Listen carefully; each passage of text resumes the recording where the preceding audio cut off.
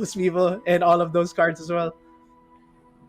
Yeah, without further ado, let's just jump right back into our top 16 action with Belcoot's deck lineup over here. We have MF Queen with the Scout's aggro, Soraka Temkench with the Star Spring control, and also my boy Teemo Ezreal is in the lineup of Belcoot. So what do you think of this lineup, Zero? It's kind of pretty interesting. It's an interesting lineup for sure. I think there's an aggressive deck in MF's Queen. Right off the bat, I can't actually, what do you call this?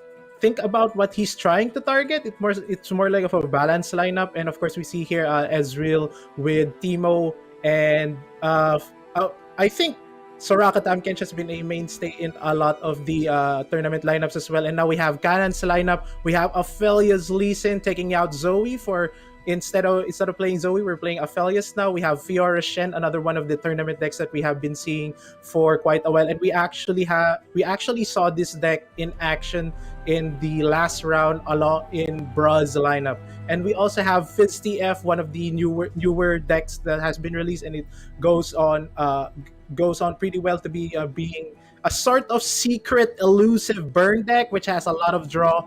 And yeah, this is really interesting. This is going to be a really interesting lineup. What do you think will get banned on either side of the lineup, Moonboy? Well, from my side, I think Kannan would be from Kannan's side, the Fiora Shen would be banned. But I think over here we get to see the deck list of the Teemo Ezreal deck coming in from Belcoot, my boy Teemo, coming in with the freezes. So if Belcoot actually goes with this list, as he chooses to go for a little bit more for control, which would totally counter what Kannan has in his lineup with Fiora Shen and also Lee Sin as well. So having the freezes available at his disposal, right? He could just freeze this strong units, and at the same time he could just pump in as much puff caps as much as possible with Teemo and puff cap peddler, and then he could even go for Ezreal win condition, pinging his opponent down just with Ezreal's Mystic Shot naturally like that. And not forgetting Hexcore Foundry, the new card from the previous expansion. This could also speed up the puff cap rate, the rate of Kannan actually drawing his puff cap moving forward also. Yeah, Puff Cap. This Puff Cap deck actually has seen a lot of iterations in the past. We have seen it being included with a copy of Sejuani, and then we moved on to something like a hybrid with a couple of, I think, 2 or 3 Teemos with 1 Ezreal Splash, 2 Sejuani. There has been a lot, and then we now have seen this newer iteration wherein we cut Sejuani out completely, and we just put in another Wincon in Ezreal, and then we added in the Ice Veil Archers for more targeting. We get to level up Ezreal in the process, and we become more defensive. But I think one of the interesting things about the Hexcore Foundry deck with the Puff Caps, for me, it's like sort of a mini Exodia deck, wherein sometimes where you have this crazy board states wherein you have a Puff Cap Peddler and a Hexcore Foundry, and then you start pumping out spells, and with something that unstoppable, there is an inevitability to the deck that you're going to be drawing so many Puff Caps in the later rounds, especially with the help of Hexcore Foundry. And I think I didn't see it exactly in the list, but sometimes they have a Veteran Investigator over there as well, to the cast 3 to draw for both players, and it just helps you so much more because the draw power coming from Hexcore Foundry helps the Teemo player so much more than it helps his opponent, especially when the opponent is not playing something super aggressive.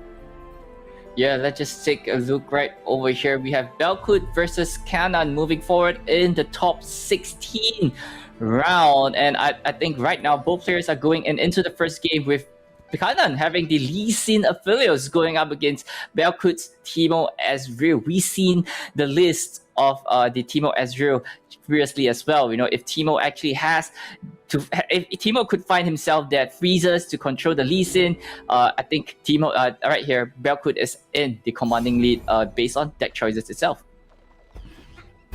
Yeah, there is not much ways for the Lee Sin deck to handle, for example, a Puff Cup Peddler. But of course, we have the inclusion of Aphelios already, and that gives Kannan so much more options into controlling the board of Belcoot and his opposing Puffcap Peddlers and whatever creatures he might have, because the strength alone of Calibrum is going to be crucial in controlling the creatures coming in from the Hexcore Foundry deck. And we also already see in the mulligan of Kannan, we already have 2 copies of Eye of the Dragon. Lee Sin is already there pretty early, but he's going to need that to win the game. But in the side of Belcoot, of course, there is going to be some freeze action, some frostbite action coming in from his deck. So it's going to be tough for Lee Sin to get into that overwhelm range and start kicking stuff into the Nexus and back into hand.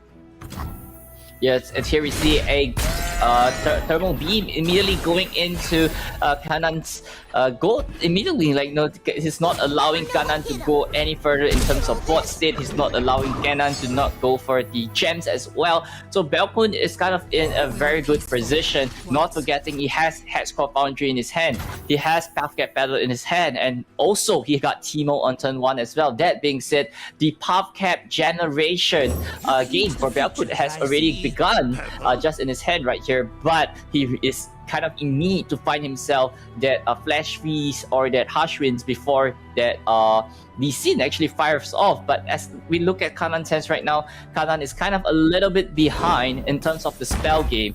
He might not be able to level up Lee Sin as fast as we expected in this matchup. Yeah, and the Hexcore Foundry is now down for Belcoot, and a Thermogenic Beam going down onto the Mentor. And that's been a lot of control coming in from Belcoot, basically removing anything that goes down. And I think there was a key decision there for Belcoot.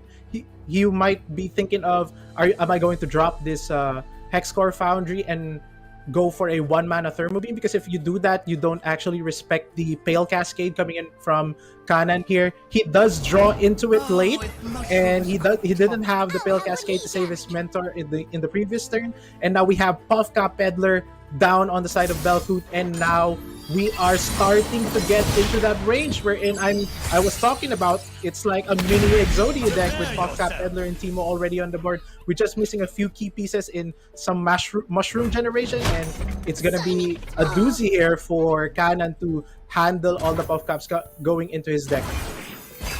Yeah, Kannan not necessarily have to be afraid of the Puffcaps, Puffcap game coming in from Belcoot as well. He has the Eye of the Dragon to heal himself a little bit more carefully, right? He could go for the Petal, go for the Aphelios, and then follow up by Calibrum could also remove the Puffcap Peddler as well. So as of right now, I think Kannan is in a really comfortable slot. Like, this Teemo is probably not going to do too much to him as well, but you got to be a little bit more careful of the Trochan in Belcoot hand, as that could really play around the Caliber.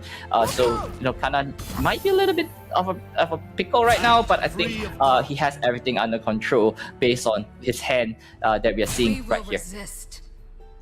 Yeah, and this is quite an interesting attack here from Belcoot. He's going to attack with his whole board, basically. And we're going to see maybe a Troll Chant try to save this Puffcap Peddler that Lee Sin is blocking. And he is doing this because he wants to put Lee Sin in a range where he can use Brittle Steel and be able to freeze the Lee Sin coming from Kannan. And there was an Aphelios rip off the top deck on this round, and he gets a Calibrum trying to take out possibly one of these Puffcap Peddlers. And of course, it's going to force the hand here of Kannan, giving the Lee Sin a barrier, and the Brittle Steel now going on to the Dust Petal Bringer. And then we have 6 more Puffcaps, and multiplied by Teemo. That's a huge hit coming from Teemo, doubling the Puffcaps in Kannan's deck. And there's a Hexcore Foundry.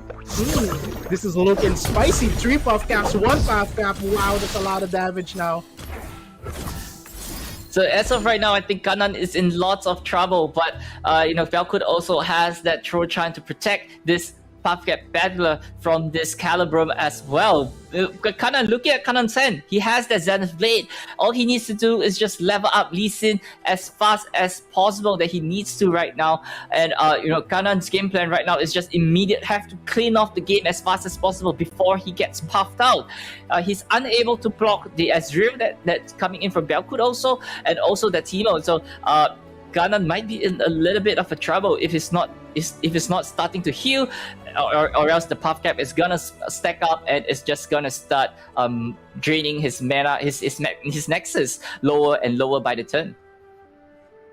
Yeah, and Belcoot here has a decision. So the Calibre is going on to one of the Puff Cap Peddlers. He has a choice here to make if he wants to use Trollchan, and he decides not to use it in saving that Puff Cap Peddler. But no matter, another Puff Cap Peddler was drawn from the top deck, and it's now back onto the field.